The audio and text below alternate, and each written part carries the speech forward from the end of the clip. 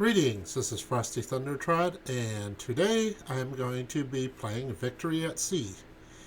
Victory at Sea is a naval combat game, came out about a year ago. It's based on the board game Victory at Sea, so this should not be considered any way a simulation or a reproduction of what actual naval combat is like, but it is a very fun game to play. I'm going to start off with making a new campaign in the Mediterranean. Alright, now I get to do my surname, Thundertrod. Alright, now choose your nation. In the Mediterranean campaign, you can only play as the Royal Navy or the U.S. Navy. And quite frankly, if you tried to play as the Kriegsmarine in here or Germany, you would find it so easy because Germany almost completely owns the Mediterranean at this point. So I'm going to go ahead and play as the Royal Navy. Choose a look for my captain here. Yeah, let's go with the big white hat. Alright, now for difficulty, normal is pretty easy. You get forced to go through a tutorial. Hard is a lot better gameplay, I would think.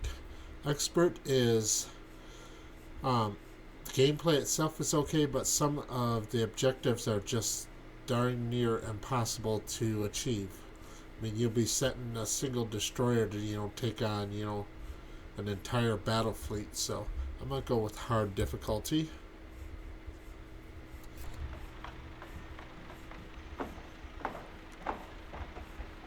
Congratulations, Commander Thundertrod. I'm promoting you to the rank of Captain. Your first command is the destroyer HMS. Fire into the side of ships, not into the front or back or at an angle, because their armor is more effective when it's angled. So if you can fire into the side, that works much, much better. Let's check my range. I still got a way to go yet.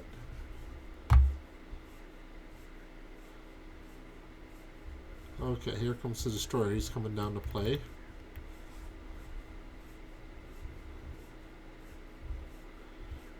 Right now I need to lead your target a little bit. Generally speaking, once you're within range of secondaries, you don't need to lead much. But when you got battleship or cruiser size guns, then you sometimes need to apply a significant lead.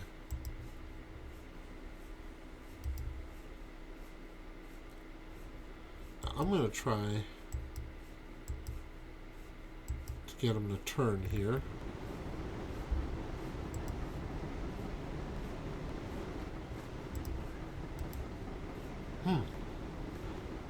That wasn't quite what I meant by turning, but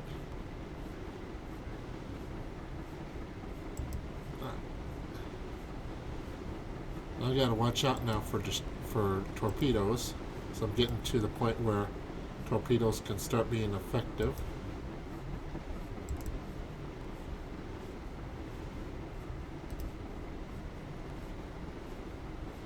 There's my torpedoes away. I highly doubt these will actually hit anything, but they will kind of force them to maneuver in a certain way. No, he's going to turn into them. I just might get him. Now he's realized the torpedoes are there. And, oh, yep, that was a good hit. It wasn't a fatal hit, but it's still a good hit. Yeah, see, there I took 2 hits, but they hadn't armed yet. So they just bounced away as duds.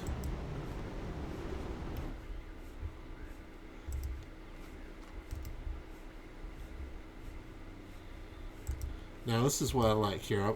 He's side on, I'm forward, so I can get better hits than he can. Now I gotta change my angle.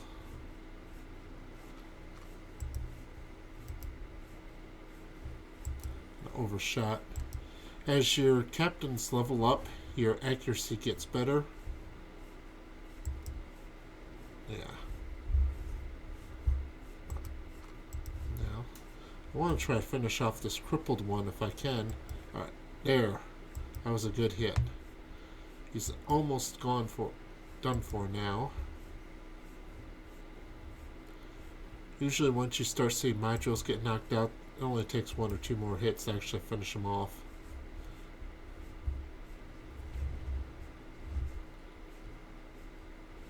And Hostile's in no hurry. He's just kind of poking around there, isn't he? A Jackal, get out there and take the fight to the enemy.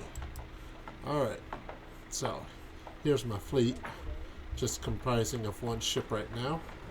Alright, there is an option where you can do a random start, which gives you a random destroyer or cruiser instead of just a random destroyer. And you can start anywhere, at any friendly controlled port instead of just Gibraltar. But you can end up in some incredibly powerful cruisers, so I don't like that start very much. Alright, let's go visit our shipyard.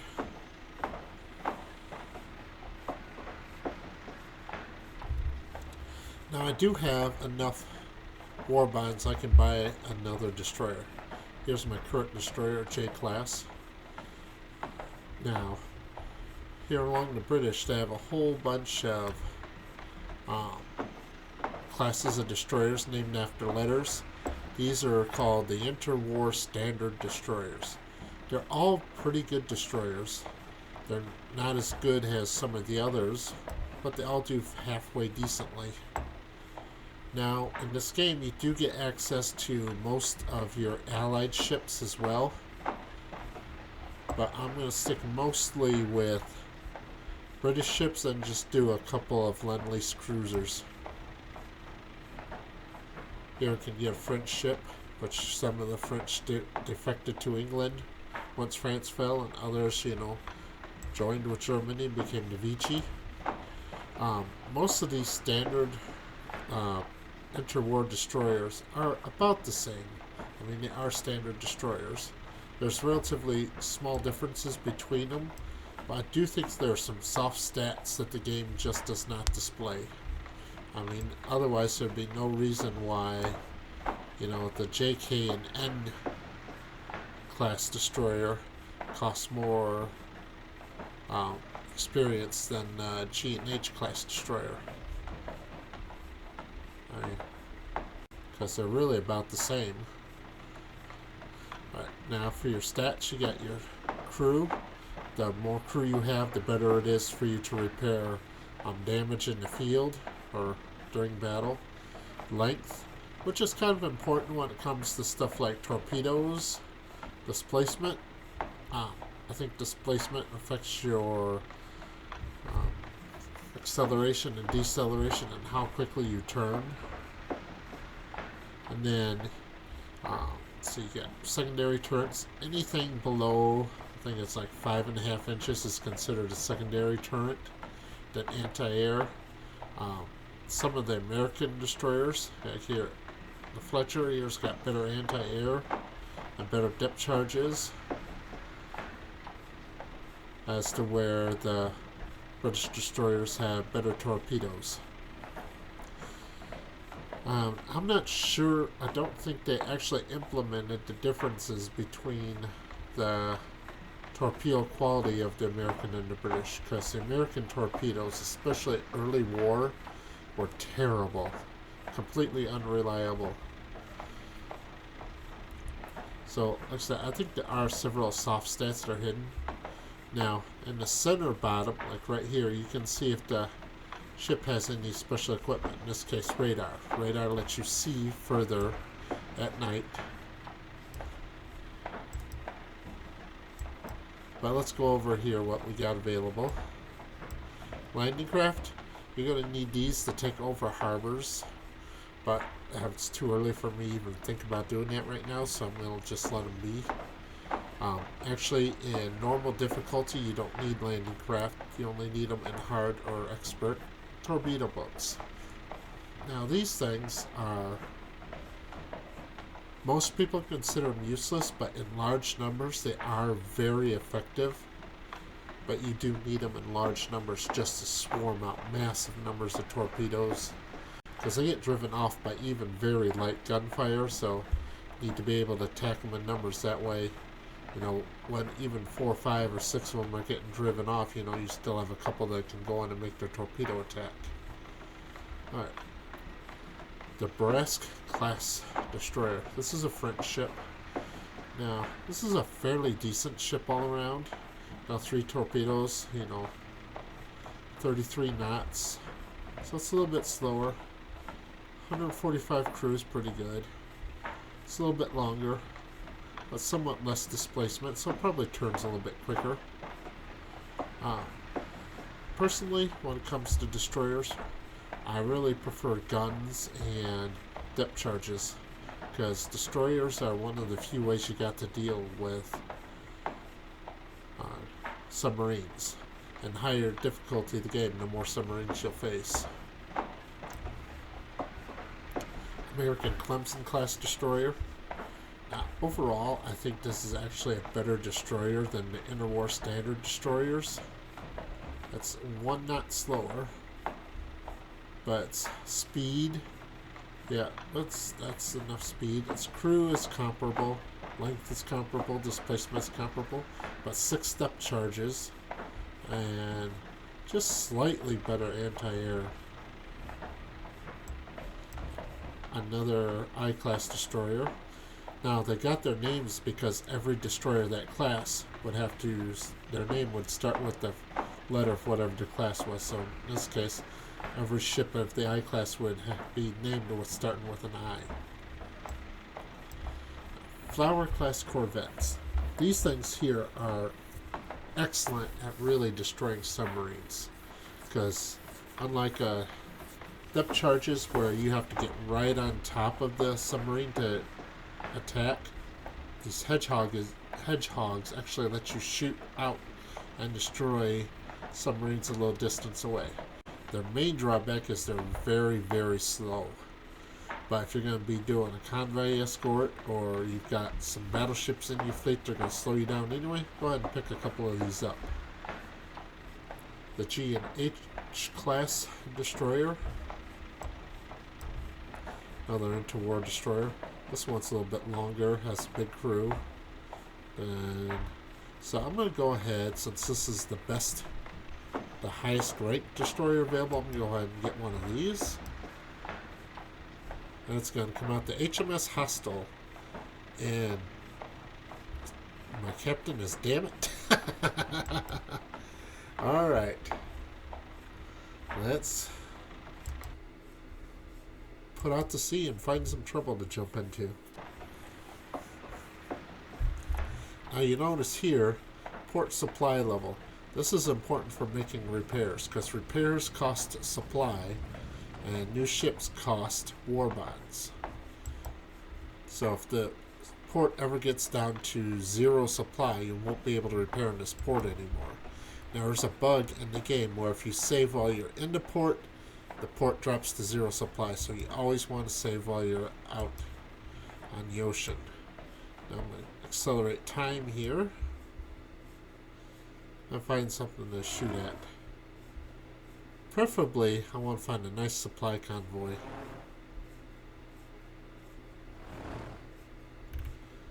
So you see, it gets kind of hard to spot ships at night. That's the reason why it's nice to have some radar.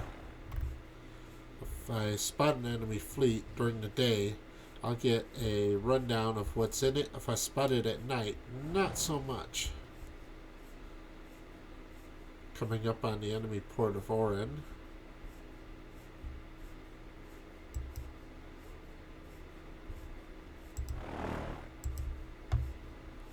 You generally won't find that much activity in this part of the Mediterranean, but here we go. Let's see.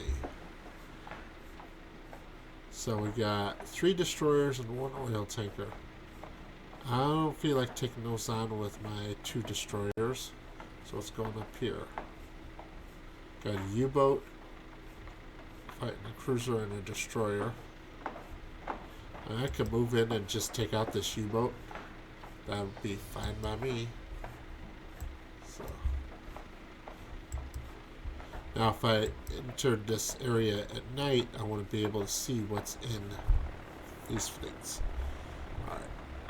I'm going to go ahead and attack.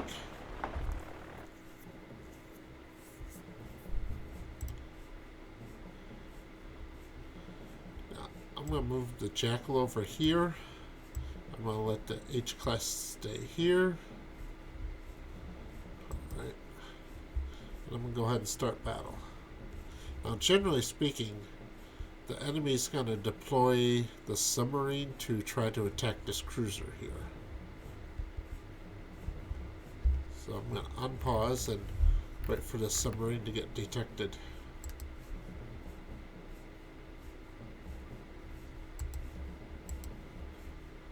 I'll put the Jackal here under manual control since this is me and my ship.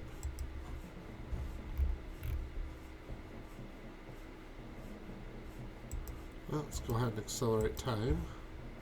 There's the sub right there. Type 7 U-boat. The most common type of U-boat. Very successful, although the British and Japanese actually had what I think are more effective submarines in the game. Although there's no doubt that overall the Type 7 was the most effective submarine in World War II. That guy's really going for a submarine. I wonder if he's on the surface. No, he's submerged. Cranking my speed up all the way to flank. Alright, there we go. Generally speaking, the AI is very good at dodging torpedoes. So I don't really care for torpedoes as a weapon that much. If you can get them to hit, they're massively effective. But overall, I prefer guns. Let's go find something else to shoot at.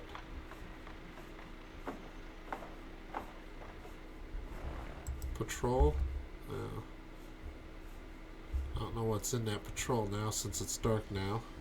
I know there's two ships, but I don't know what types of ships they are.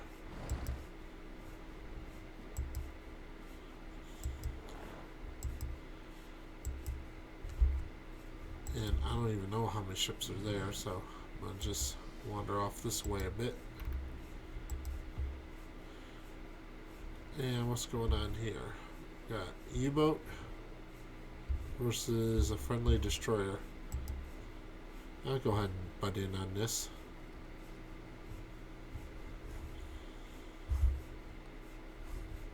U-197 U-boat.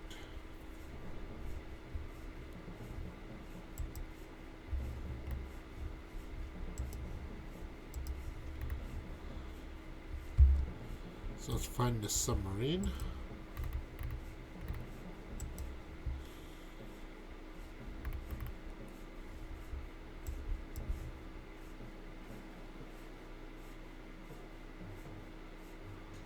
There it is. Looks like the Jaguar might get it before I do. Yeah, see, Jaguar just dodged those torpedoes with no problem. Well, Jaguar dropped depth charges on it, but didn't destroy it. So I get to come in. Oh! And it surfaced. However, I think the Jaguar launched those torpedoes too close. I don't think they'll have time to arm. Ah! Yay! We captured the Enigma machine. Although I didn't really do much in that.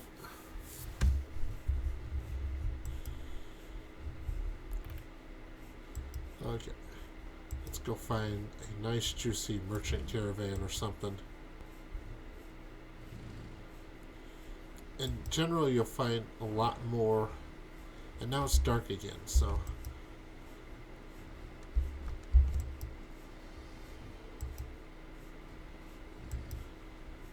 And I found that nighttime there's 13 hours of nighttime, 11 hours of daytime in this game. I don't know why, but that's the way it's balanced out.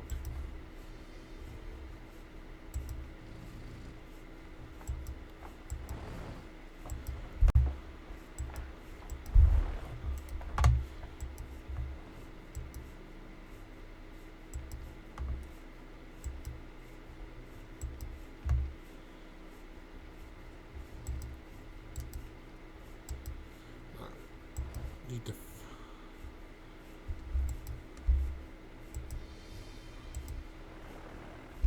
Okay, so what do we got here? A U-boat versus a destroyer and a cruiser. Up here we have a U-boat and 3 destroyers. So I've already dinked around with enough U-boats.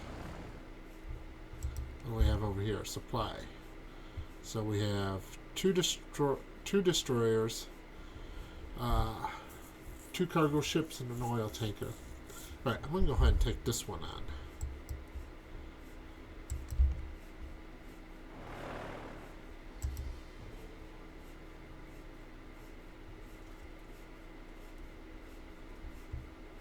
Now,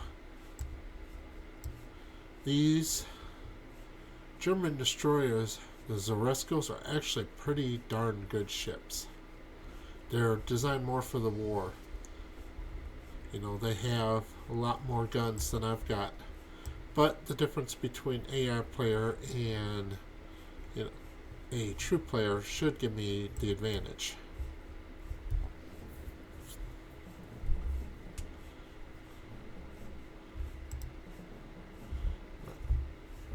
Now, I've got reinforcements coming in 14 minutes for the enemy, so I want to try to wipe them out as quickly as possible. Alright, so I'm going to take direct command of the Jackal. Then I'm going to order the hostile to Zersort to attack Z-32, the Torster class destroyer. And I know I'm probably pronouncing that wrong, but right. So let's get it to speed up a little bit until we get within range.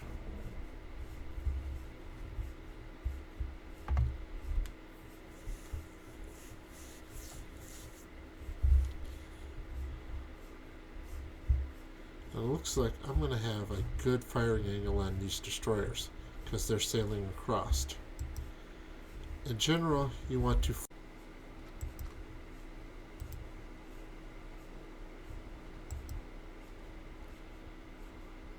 tempted to just let the hostile finish this one off while I go hunt down the other destroyer.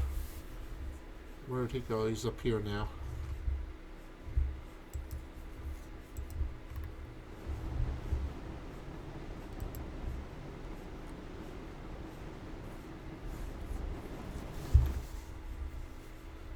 That's what I'm going to do. I'm going to let the hostile finish that one off. Then I'm going to go up here for Z-34. Once again. Oh, man, I just took some bad hits. I'm in serious trouble now.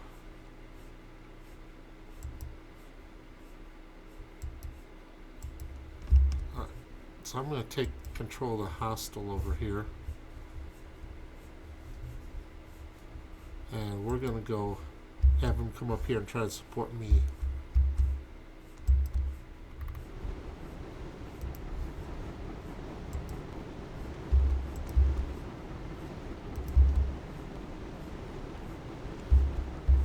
Alright. Now, I'm still in worse shape. I severely damaged a Z-34 there. So I'm going to try to turn into him. Oh, he dunked that shot.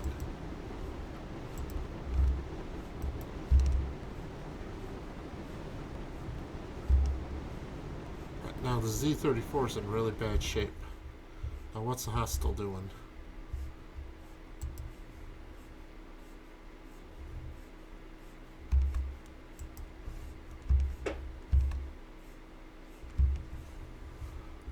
Jackal.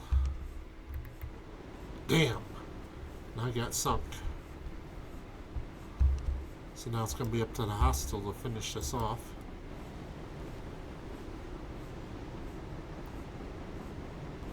Now with how beat up Z-34 is, these torpedoes stand a better chance of hitting. There we go. Z-34 is a goner. So now let's turn back and finish off the Z-32.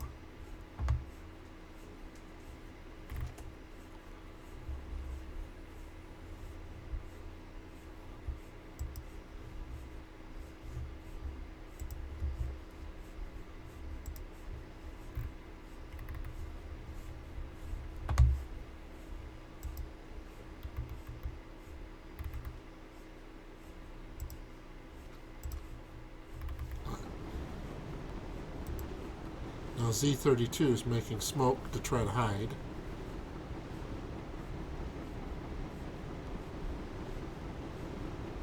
Which is this button right here.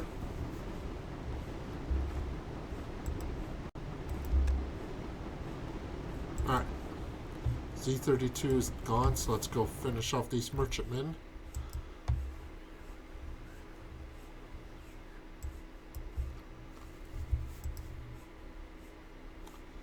Now, torpedoes do work great on merchant ships because they're generally slow. And they sometimes take quite a bit of gunfire to sink.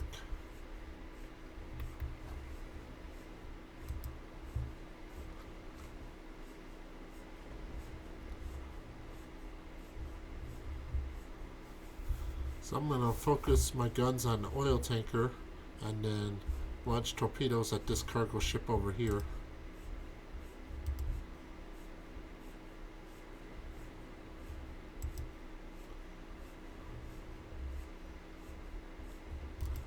That'll work for...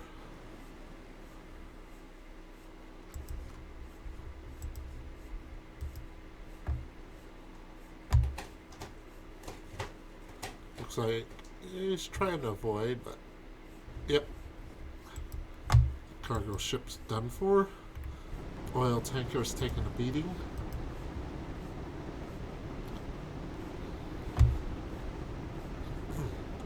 Some civilian ships are armed, so you do have to be careful about that, but most are not.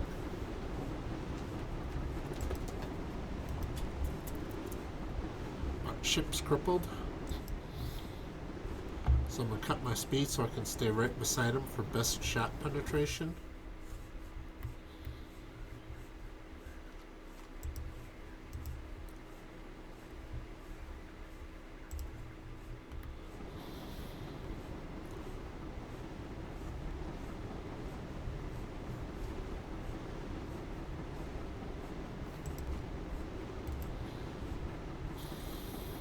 Looks like it's going to take one more shot to actually sink this this oil tanker.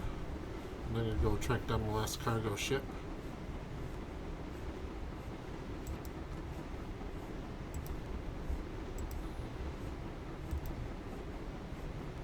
Or maybe two more shots.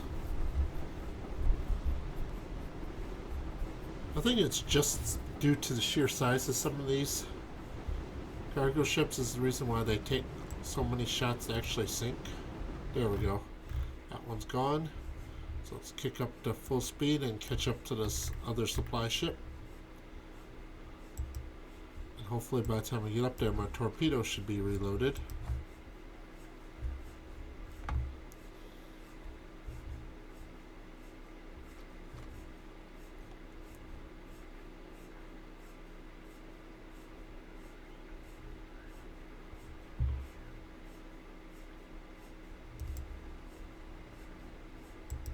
Now I'm going to swing a little bit wide so that when I fire my torpedoes, I have enough time to arm.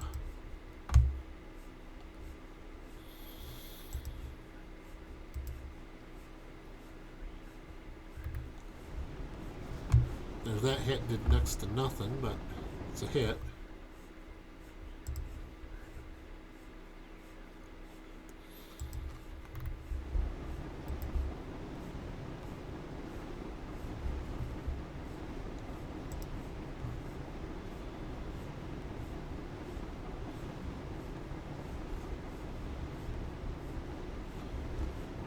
See, there was a gunfire splash right there, so this cargo ship does have a gun on it.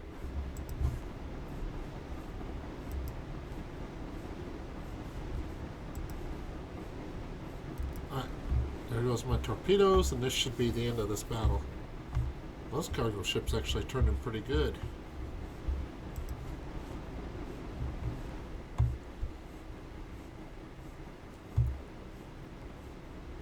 This is what I mean about how the AI is usually pretty good about dodging torpedoes. So I'm going to have to kill this thing with guns the slow way.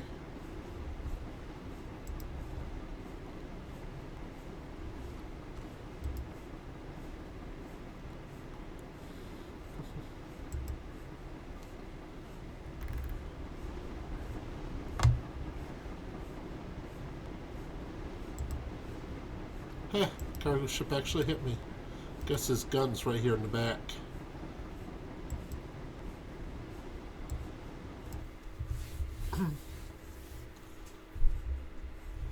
Sir, a message from the Admiralty. Captain Thundertrod, your actions are worthy of mention in the dispatches. Keep up the good work. Hooray. There, my captain's leveled up. Now I have almost 4 million war bonds. Alright.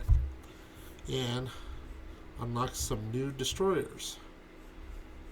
And I'll go over these once I get back to harbor, because now I'm going to have to go back to Gibraltar and repair.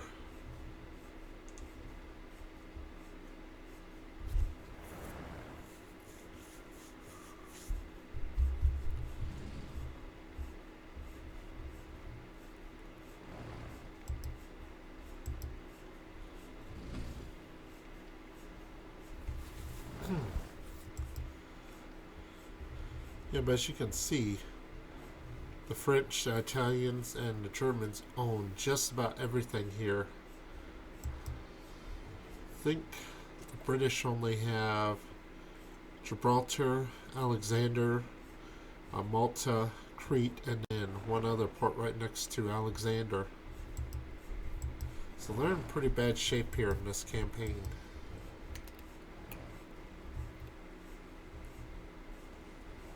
French and English duking it out here, or Vichy French anyway.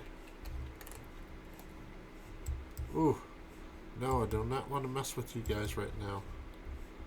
U-boats, one destroyer.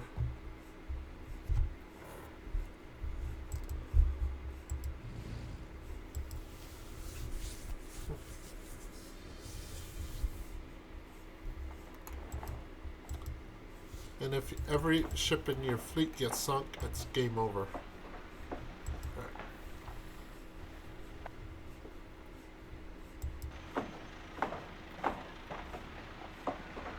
Okay, so it's going to take 210,000 supply to repair the hostel, and 1,750,000 war bonds to recover and recommission the Jackal.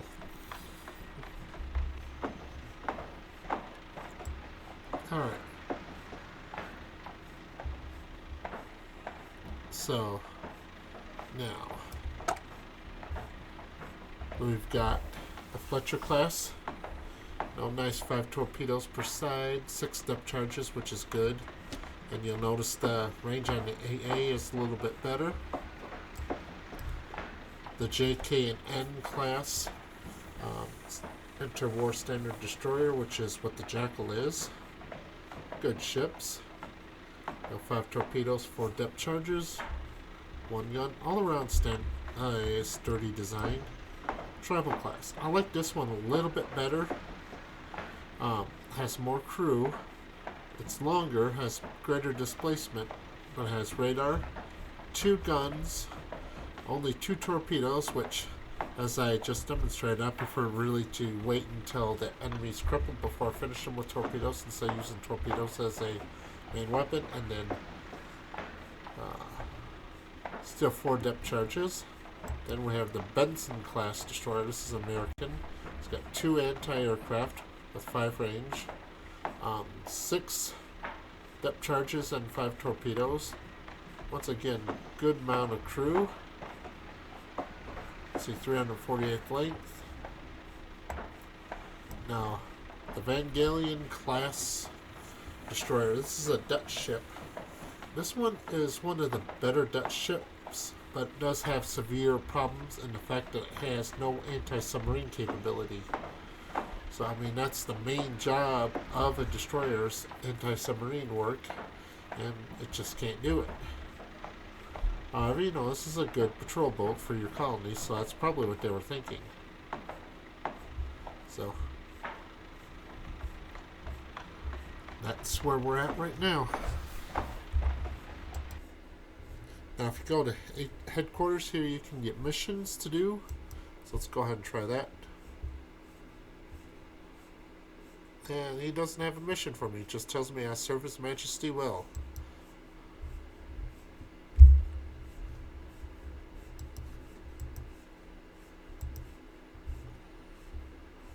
let's leave port.